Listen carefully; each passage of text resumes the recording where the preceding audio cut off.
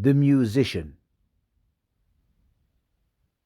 The musician arrived in the city one damp autumn evening, stepping off a long-distance coach with nothing but a velvet-covered frame-case, a long trench-coat, and a silver scarf wound tightly round their pale throat. Their eyes were lightless but deep, timeless, neither young nor old. Nothing hardly seemed to matter once they began to play. They began with street corners. The first performance was beneath the iron ribs of the old Sky Rail overpass on 11th, where the echo was kind. People walked by at first, ignoring the busker, but then the notes emerged, tones that shimmered like oil in puddles, harmonics thick as golden honey, a choir of unseen voices crooning the very shape of peace. The instrument itself looked like no other ever seen. A copper frame, shoulder width and chest high, balanced on slim legs like a praying mantis or an artist's easel. Long coloured crystals, red, orange, yellow, green, blue, indigo, violet, were threaded horizontally through the frame like organ pipes, each one wired with hair-thin filaments and connected to ancient-looking capacitors and glass valves. When the musician stroked them, they glowed deeply from within and sang like the dawn opening into heaven. A man, late for a meeting, stopped. He loosened his tie and then began to cry. A girl with heavy books dropped them and sat cross-legged, eyes closed. A dog laid down and sighed. Even the beat cops who approached to break up the growing crowd paused, their hands slack on their batons. A ripple of silver sound passed through their bones, reminding them of home, or of childhood, or of dreams long forgotten. Then the musician packed up and moved on, their scarf fluttering like a silken comet tail. The clubs came next, not the big ones, the small, smoky haunts, behind shuttered fronts with mismatched neons. Places with names like the Foxhole, Red Mercury, Club After. These places didn't advertise the musician. They didn't have to.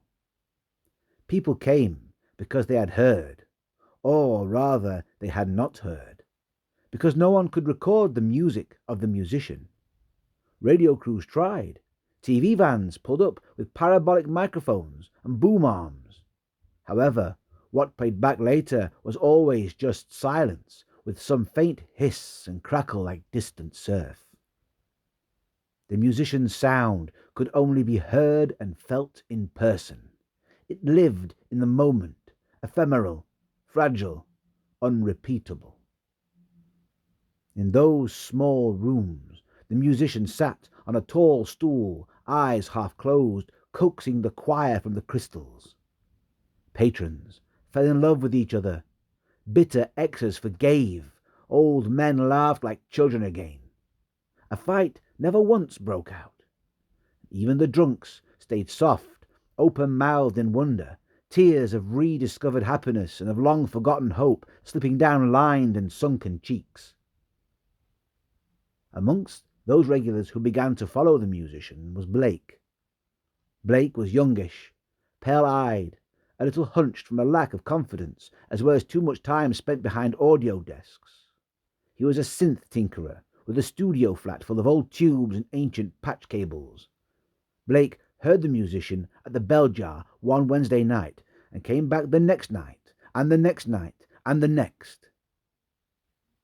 He never approached the musician, not at first.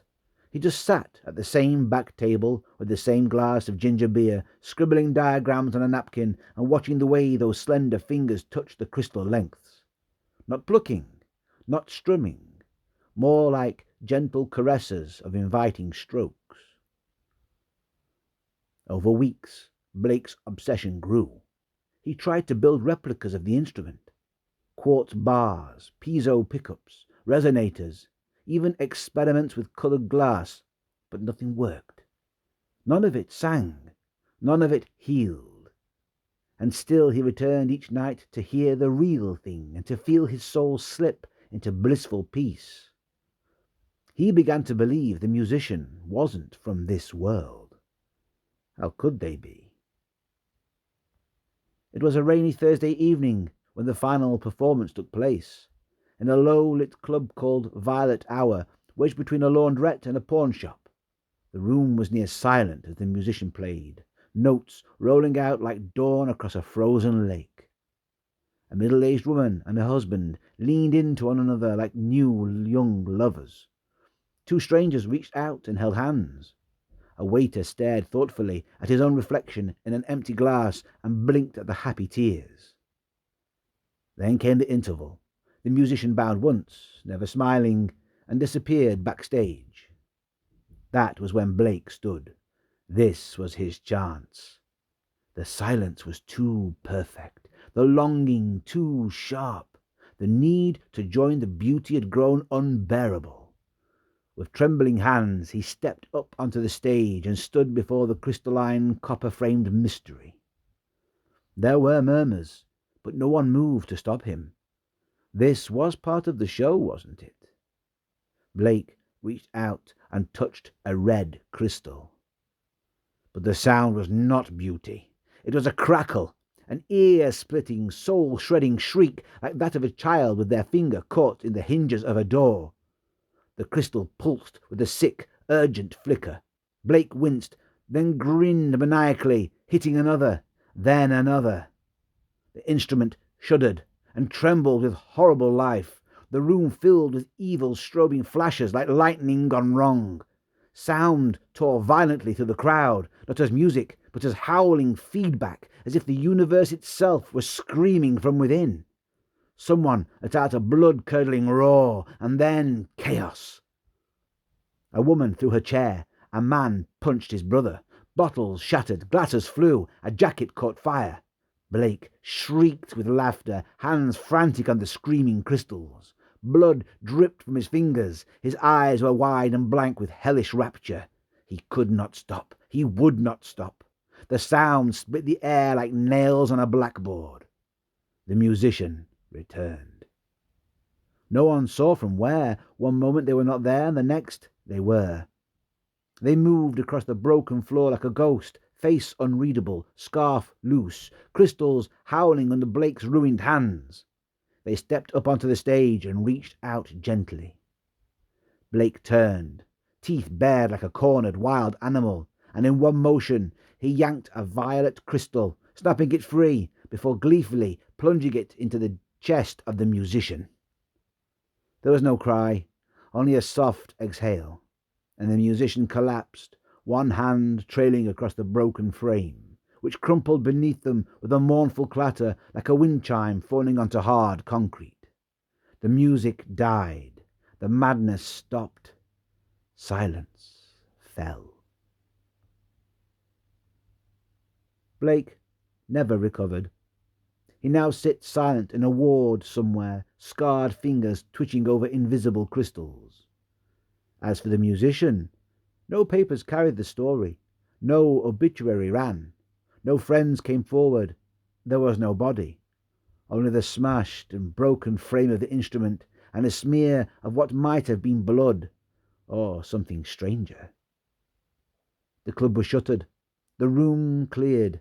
The world moved on, only slightly dimmer.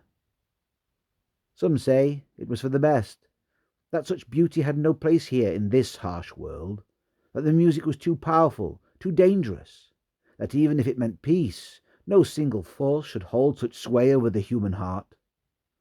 Others whisper still about angels in disguise, about wanderers from other spheres of existence. They talk in hushed voices about a music not meant for microphones, only for moments and for souls. If you listen carefully in the stillest hour of night, you might hear the faintest sound, like a breath of wind across crystal, and feel something stir in your chest, like hope long buried, rising once more. But only if you are very quiet, and only if you are very, very present.